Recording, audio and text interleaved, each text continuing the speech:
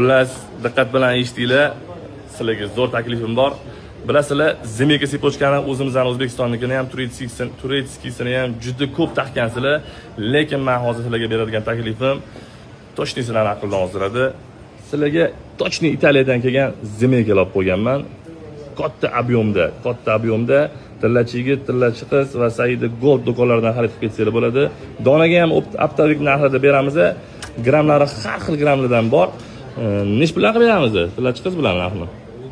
Birjaga qarab turib, eng arzon narxda qilib beramiz. Demak, narx oshsa, sirazi oshgan narxda, narx tushsa, sirazi tushgan narxda qilib beraveramiz, to'g'rimi?